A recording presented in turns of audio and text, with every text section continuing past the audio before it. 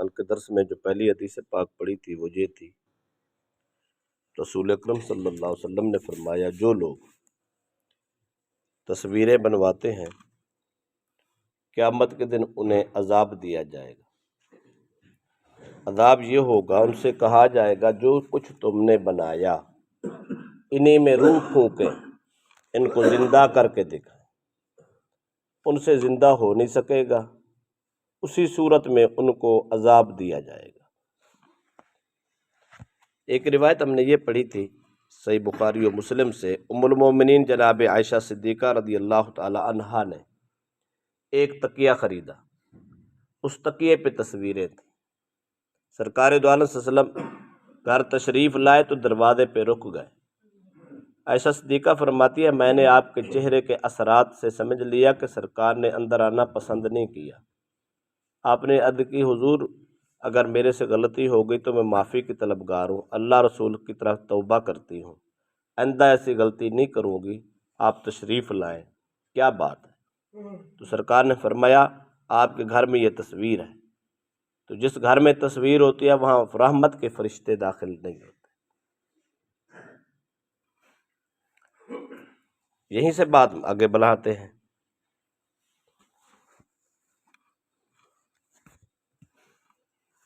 اس پر علماء کے دو موقف ہیں۔ کچھ علماء کا موقف یہ ہے کہ ہر قسم کی تصویر ناجائز اور حرام ہے، خواہ وہ ہاتھوں سے تراشی ہوئی ہو، پتھر پہ نقوش ہو، مورتی بنی ہوئی ہو، یا کیمرے کی تصویر۔ جو علماء حرمت کے قائل ہیں وہ ان دو حدیثوں کی بنا پر وہ ہر قسم کی تصویر کو حرام سمجھتے ہیں۔ بعض علماء کا موقف یہ ہے وہ تصویر جو نقش ہو، جس طرح قدیم زمانے میں پتھروں پہ نقاش جو ہوتے تھے، مصور ہوتے تھے، وہ پتھروں کو تراش کر تراشیدہ تصویر بناتے، مورتی بناتے، وہ آج کے دور میں بھی موجود ہے۔ جو لوگ بت پرست ہیں وہ آج بھی مورتیاں بناتے ہیں، وہ آج بھی پتھروں کو تراش کے پورا بت بنایا ہوتا ہے۔ یا آپ نے 9 مئی کے واقعے میں سنا ہوگا کہ کچھ لوگوں نے پاکستان میں بھی مورتیوں کو جو ہے نا وہ ڈھا دیا اور ان کو توڑ دیا ہے۔ وہ فوجیوں کی مورتیاں بنی ہوئی تھی، وہ بت بنے ہوئے تھے، پتھر کے، مٹی کے یا چونے کے، وہ رکھے ہوئے تھے۔ اور جو مذاہب آج بھی بتوں کی پوجا کرتے ہیں انہوں نے بھی اسی طرح مورتیاں اور بت بنا رکھے۔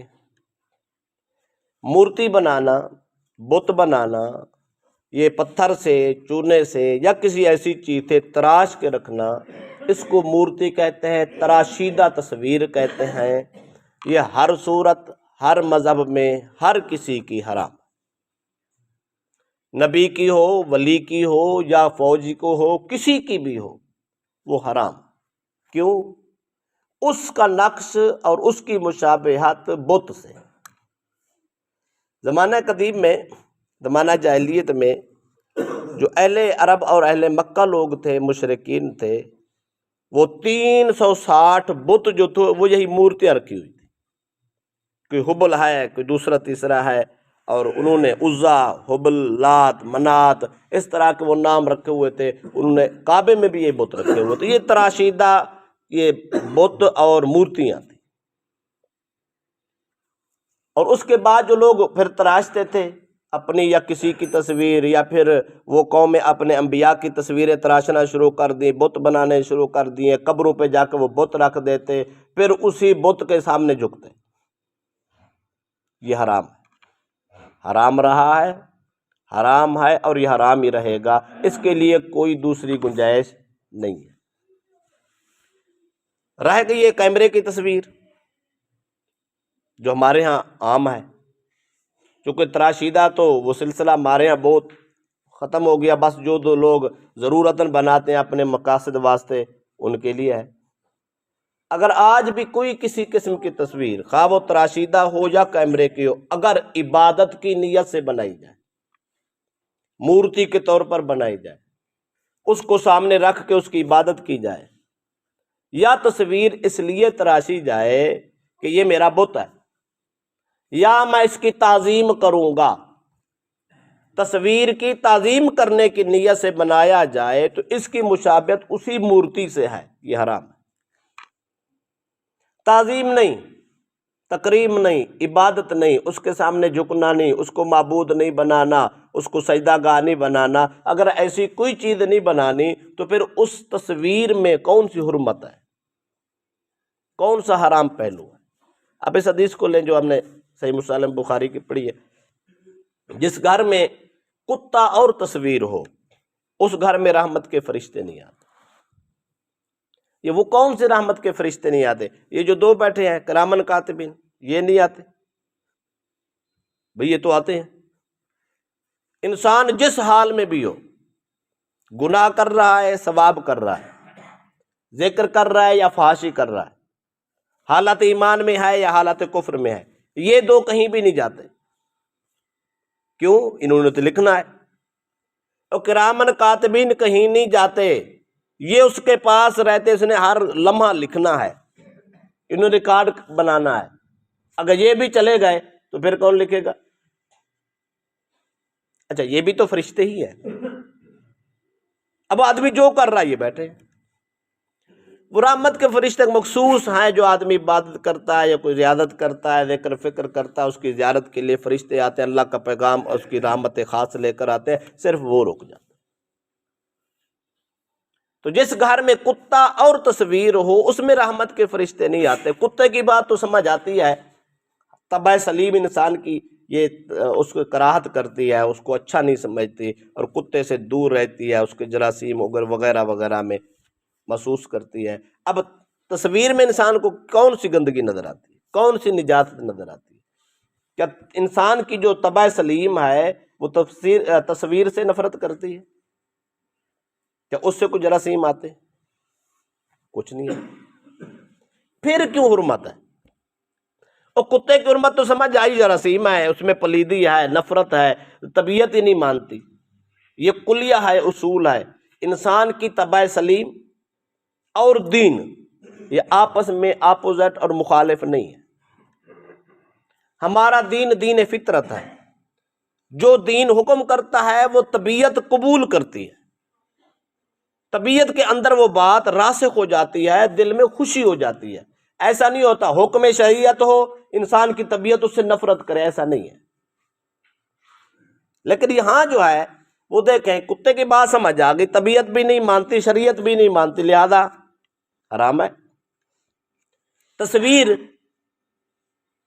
اس میں جو شریعت کہتے رحمت کے فرشتے نہیں آتے، اس کا مطلب ہے شریعت نہیں مانتی، طبیعت مان رہی ہے۔ طبیعت، فطرت انسانی اور دین یہ مخالف ہو گئے، حالانکہ دین اور فطرت اسلام اور فطرت سلیم مخالف نہیں ہے۔ تو پھر اس کا معنی کیا ہوگا؟ اس کا معنی یہی ہے، ہر وہ تصویر جو تراشیدہ ہو، ہر وہ تصویر جو تعظیم کے لیے بنائی جائے، ہر وہ تصویر جو عبادت کے لیے بنائی جائے، ہر وہ تصویر جو بت کے نام پہ بنائی جائے، ہر وہ تصویر جو شرک کے لیے بنائی جائے، یہ ساری کی ساری حرام۔ ہاں اگر نہ تعظیم کے لیے، نہ تکریم کے لیے، نہ عزت کے لیے، نہ عبادت کے لیے، نہ پوجنے کے لیے، نہ مورتی کے طور پر کچھ نہیں ہے، ایک عکس ہے، یہ جو کیمرے میں بنایا جاتا ہے یہ عکس ہوتا ہے، تراشا نہیں جاتا۔ یہ جو عکس ہے یہ حرام نہیں ہے۔ کیوں؟ اس لیے کہ اس کی نہ بتوں سے مشابہت ہوتی ہے، نہ وہ حرمت آتی ہے، نہ وہ علت آتی ہے، نہ وہ اس کی حرام اور نفرت والی چیز کو نظر آتی ہے۔ اب یہ بات کلیہ ساری زندگی کے لیے یاد رکھنا، ہر چیز کے پیچھے ایک ریزن ہوتا ہے، ایک سبب ہوتا ہے۔ اگر سبب نہ ہو تو احکام شریعت سمجھ نہیں آتا، اگر سبب سمجھ آ جائے تو پھر وہ بات سمجھ آتی ہے، ورنہ نہیں آتی۔ مثال کے طور پر میں آپ کو ایک مثال دیتا ہوں، حدیث پاک میں ہے،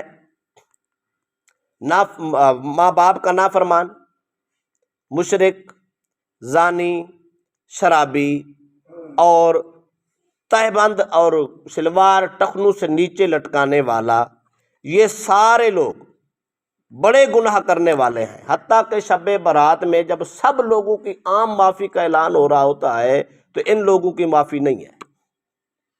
اس بات کو سمجھے، علت سمجھ آ گئی، سبب سمجھ آ گیا تو فرق سمجھ آ جائے گا۔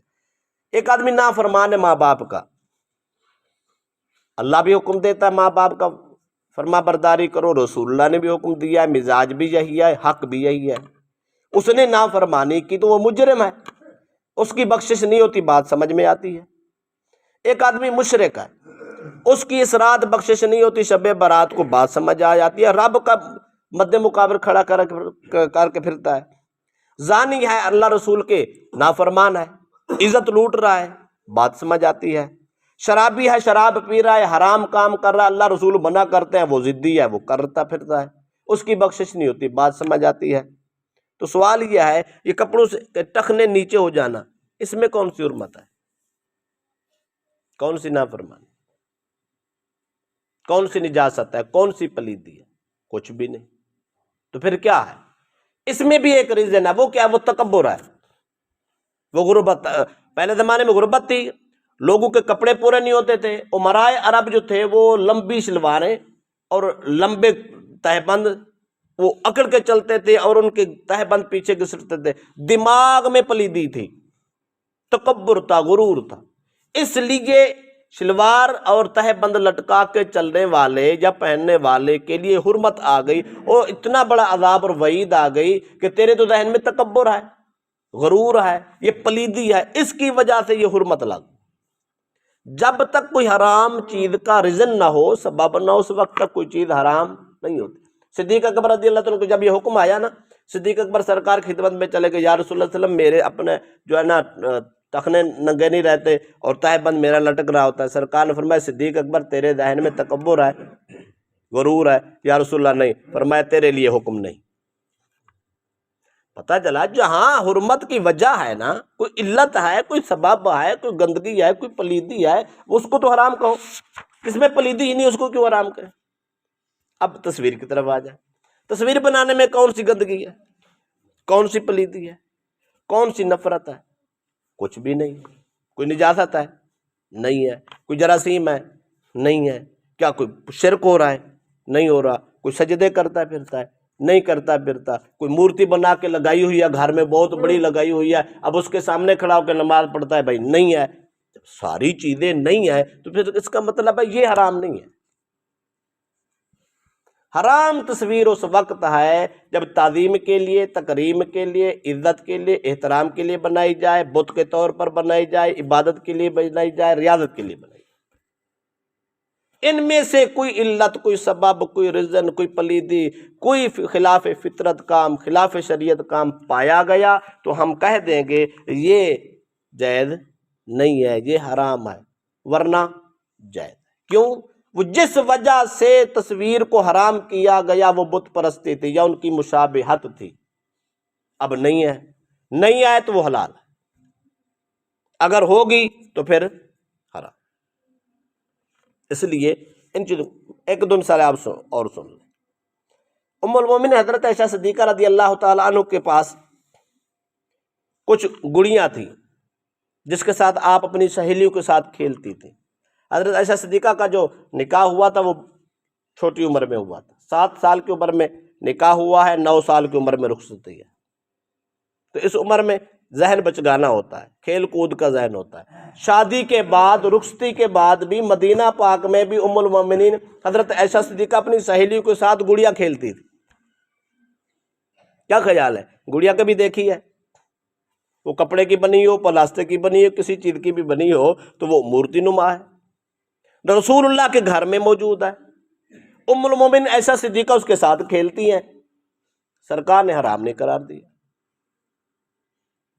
شکل تو مورتی کی ہے نا، تصویر ہے، بت ہے، سرکار نے حرام نہیں قرار دیا۔ کیوں؟ وہ تعظیم کے لیے بنائی نہیں گئی، وہ تکریم کے لیے نہیں، عبادت کے لیے نہیں، اس کے ساتھ پوجا نہیں ہو رہی، اس عبادت کے لیے نہیں ہے، وہ تو کھیل کود کے لیے ہے۔ کھیل کود کے لیے ہے تو مقصد ہی اور ہو گیا، جب مقصد اور ہو گیا تو حرمت بھی ختم ہو گئی۔ اسی طرح حدیث پاک میں آتا ہے حضرت عائشہ صدیقہ رضی اللہ تعالی عنہا کے پاس ایک گھوڑا تھا، آپ اس کے ساتھ کھیلتی تھی اور اس گھوڑے کے پر بھی تھے، حضرت عائشہ صدیقہ کھیل رہی تھی، سرکار تشریف لائے، سرکار نے دیکھا، سرکار نے فرمایا عائشہ یہ کیا ہے؟ عرض کہ یا رسول اللہ یہ میرا گھوڑا ہے۔ سرکار نے گھوڑے کے بھی پر ہوتے ہیں؟ عائشہ تیرا عجیب گھوڑا ہے، دیکھنے میں گھوڑا نظر آتا ہے، پر بھی رکھتا ہے۔ عائشہ صدیقہ نے کہا یا رسول اللہ حضرت سلیمان علیہ السلام کے گھوڑے کے پر نہیں تھے؟ سرکار مسکرا پڑے، سرکار نے بات تو تمہاری بھی ٹھیک ہے، چلے گئے۔ وہ کھیلتی رہی۔ کیا خیال ہے؟ گھوڑا ایک جانور ہے، پوری مورتی ہے، پوری شکل ہے، اور بت نما بنے ہوا تھا، سرکار نے حرام نہیں قرار دیا، فرمایا کھیلتے رہو۔ کیوں؟ وہ مورتی بنائی نہیں گئی، مقصد بھی مورتی نہیں تھا، عبادت بھی نہیں کی جاتی تھی، شرک بھی نہیں کیا جاتا تھا، وہ بت نما بھی نہیں تھا، یہ سب کچھ حالانکہ اتنا بڑا وجود تھا، اس کے باوجود سرکار نے اس کو حرام نہیں قرار دی۔ اور بھائی شریعت کے پیچھے جہاں کوئی چیز حرام ہے اس کے پیچھے ایک ریزن ہے، ایک سبب ہے، ایک علت ہے۔ اگر وہ ہے تو حرام ہے، اگر وہ نہیں ہے تو پھر حرام بھی نہیں۔ لہذا تصویر کا مطلب یہی ہے، اگر اس میں تعظیم، تکریم، عبادت یا بت پرستی کا کوئی شبہ ہے، ہر صورت حرام ہے، ہر دور میں حرام ہے، ہر کسی کے ہاں حرام ہے، کوئی مانے نہ مانے پھر بھی حرام ہے۔ اگر ایسا تصور نہیں ہے تو تصویر میں کوئی حرمت۔ آخری بات، پھر جس دور میں کچھ لوگ محتاط ہیں، وہ کہتے ہیں احتیاط کرنے چاہیے، جو محتاط ہیں وہ بھی بہت اچھا ہے، ضرورت کے مطابق بنائیں، بغیر ضرورت کے نہ بنائیں۔ اب اس کو دو صورتیں بنا لیں۔ وہ لوگ جو کہتے ہیں تصویر بالکل حرام ہے، شناختی کارڈ کیسے بنوائیں گے؟ پاسپورٹ کیسے بنوائیں گے؟ یہ جو قانونی کارروائیاں ہیں زندگی کی وہ کیسے کریں؟ وہ بالکل حرام سمجھتے ہیں، پھر اس کا مطلب ان کے پاس تو اپنا ایڈریس ہی نہیں ہے، اپنا پتہ ہی نہیں ہے، ثبوت ہی نہیں ہے کہ تو ہے کون۔ اب اس کو جس وقت چاہے حکومت نکال دے ملک سے، کیوں؟ اس کے پاس تو پروف ہی نہیں ہے، اس کے پاس تو شناختی کارڈ تک نہیں ہے، اس کے پاس پاسپورٹ تک نہیں ہے۔ رہ گئے دوسرے علماء جو کہتے ہیں بھی ضرورت کے مطابق بنا لو، احتیاط کرو، فضول نہ بناؤ۔ ان کے لیے گنجائش نہیں کہ لئی اب پاسپورٹ بھی بنوا سکتے ہیں اور دوسری تصویریں بھی بنا سکتے ہیں، کسی دفتری کام ہو جائے اس کے لیے بنوا سکتے ہیں، نوکری پہ جانا اس کے لیے بنوا سکتے ہیں، ڈومیسل بنوانا اس کے لیے بنوا سکتے ہیں، آپ نے کہیں اپنا ڈیٹا دینا اس کے لیے بنوا سکتے ہیں۔ آج کل زمینوں کے انتقال میں تصویریں لگتی ہیں، اب ضرورت بن گئی ہے۔ اگر تصویر نہیں لگاتے کسی کو کیا خبر عبدالغفور کون ہے، مکر بھی سکتے ہیں۔ کہتے ہیں نہیں آج کل ضرورت ہے، وہ بھی دو، وہ دینا پڑتا، اگر نہیں دیتے تو آپ کا لاکھوں روپے کا نقصان ہوتا ہے، اس کو کون پورا کرے گا؟